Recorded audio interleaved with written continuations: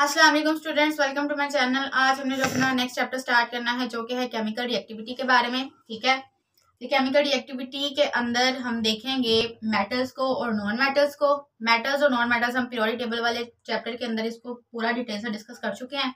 और जो मेटल्स होती हैं आपको पहले से पता है कि ये फर्स्ट ग्रुप होता है पीरियोडिक टेबल का, और जो नॉन मेटल्स होती हैं वो राइट साइड पे होती हैं पीरियोडिक टेबल के। ठीक है, तो यहाँ पे केमिकल रिएक्टिविटी में हम ये देखेंगे कि मेटल्स और नॉन मेटल्स किस तरह से हमारे लिए इंपॉर्टेंट है, इनकी कौन सी स्टेट्स होती हैं, किस तरह से रिएक्शन परफॉर्म करती हैं। तो केमिकल रिएक्टिविटी में वो ये बताना चाह रहे हैं कि हमारे इर्द गिर्द जो है, इसके इंट्रोडक्शन में ये बता रहे हैं कि हमारे इर्द गिर्द जो डिफरेंट काइंड का जो है वो मटीरियल एग्जिस्ट करता है। ठीक है, वो मटीरियल किस तरह का है, जैसे सॉलिड स्टेट के अंदर अगर मटीरियल है, जैसे एरोप्लेन्स हैं, बिल्डिंग के फ्रेम्स होते हैं। ठीक है, और उसके अलावा ऑटोमोबाइल्स वगैरह होती हैं। ठीक है, ऑटोमोबाइल जिसमें रिक्शा वगैरह, गाड़ियां वगैरह सारी आ जाती हैं। ठीक है, उसके अलावा मेटेलिक ऑब्जेक्ट्स वगैरह यानी कि जो मेटल से बनी हुई चीजें होती हैं, ठीक है, वो सारी की सारी इसके अंदर आ जाती हैं, इस डिफरेंट काइंड ऑफ मटेरियल के अंदर, जो कि मेटल से बनी होती है। ठीक है, तो ये सारी की सारी जो मटेरियल है, इन सब की प्रॉपर्टीज एक दूसरे से डिफरेंट होती हैं। क्यों डिफरेंट होती हैं?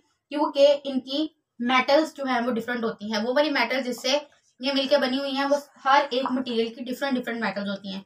उन डिफरेंट मेटल्स की वजह से इनकी सबकी प्रॉपर्टीज जो है वो एक दूसरे से डिफरेंट होती हैं। ठीक है, उसके बाद फिर ये बताया जा रहा है कि जो केमिकल रिएक्शंस होते हैं ना, हम जो केमिकल रिएक्टिविटी के अंदर हम मेटल्स और नॉन मेटल्स के रिएक्शन को स्टडी करेंगे। ठीक है, तो वैरायटी ऑफ केमिकल रिएक्शन जो है वो आपकी मेटल्स और नॉन मेटल्स जो है वो परफॉर्म करती हैं। ठीक है, जिसमें कौन कौन से रिएक्शन आ जाते हैं? आयनिक रिएक्शंस और कोवलेंट।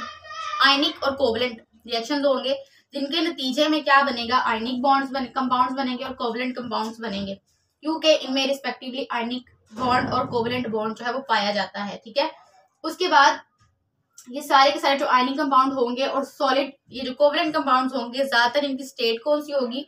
ज्यादातर ये सॉलिड या फिर गैसियस स्टेट में बनेंगे। ठीक है, उसके बाद फिर वो ये बता रहा है कि जो मेटल्स होती है ना, मेटल्स आपकी जो मेटल्स होती है ना, वो आपको पता है कि फर्स्ट एक ग्रुप जो होता है या सेकंड एक ग्रुप जो होता है, फर्स्ट एक ग्रुप की जो मेटल्स होती हैं उनको अल्कली मेटल्स कहा जाता है, और जो सेकंड एक ग्रुप की मेटल्स होती हैं उनको अल्कलाइन अर्थ मेटल्स बोला जाता है।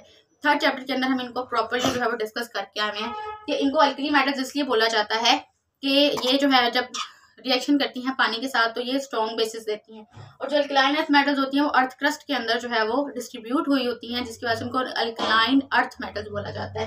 ठीक है, अब जो मेटल्स के बारे में अगर बात करें ना, तो ग्रुप ये जो आपका मेटल्स वाला है सारा का सारा अल्कली मेटल्स 1A और 2A अल्कलाइन अर्थ मेटल्स, इनमें हाइड्रोजन के अलावा, हाइड्रोजन एलिमेंट के अलावा बाकी सारी की सारी जो है दोनों ग्रुप्स के अंदर मेटल्स हैं। ठीक है, उसके अलावा मेटल्स की प्रॉपर्टीज वो बता रहा है कि मेटल्स जो होती हैं वो इलेक्ट्रोपॉजिटिव होती हैं। ठीक है, इसके इलेक्ट्रोपॉजिटिविटी को भी हमने देखा हुआ है पीरियोडिक टेबल के चैप्टर के अंदर ही, कि इलेक्ट्रॉन्स जो है वो लूज करती हैं ये। ठीक है, और जो नॉन मेटल्स होती है वो इलेक्ट्रॉन को गेन करती हैं, यही बात है।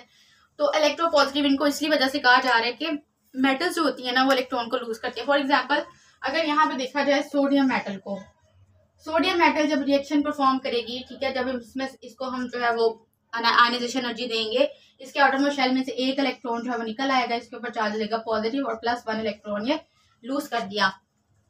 पॉजिटिव का मतलब ये है कि इलेक्ट्रॉन लूज करती हैं। ठीक है, तो इलेक्ट्रोपॉजिटिव इसलिए इनको बोला जा रहा है। तो इसलिए 1A और 2A ग्रुप की जितनी भी मेटल्स होंगी वो सारी की सारी इलेक्ट्रॉन को लूज करती हैं। ठीक है, जिसकी वजह से उनको इलेक्ट्रोपॉजिटिव कहा जाता है, और यही इनके इलेक्ट्रोपॉजिटिव कैरेक्टर को शो करता है, क्योंकि ये इलेक्ट्रॉन लूज करती हैं।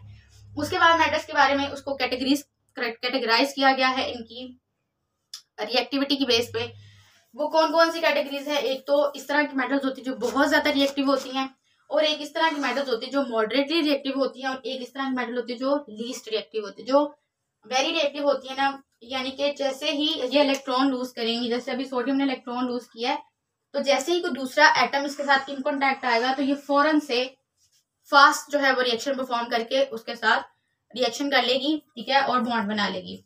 और इसी तरह से सोडियम के साथ ये केस है, कैल्शियम के साथ, मैग्नीशियम के साथ और एल्यूमिनियम के साथ भी ऐसा ही होगा। ये फास्ट जो है, जैसे जितनी जल्दी इलेक्ट्रॉन लूज करेंगी उतना जल्दी ये रिएक्शन परफॉर्म करेंगी। ठीक है, उतना ही जल्दी जो है ये अपना बॉन्ड किसी दूसरे एटम के साथ बना लेंगी जो भी इनको अवेलेबल होगा। उसके बाद है मॉडरेटली रिएक्टिव। मॉडरेटली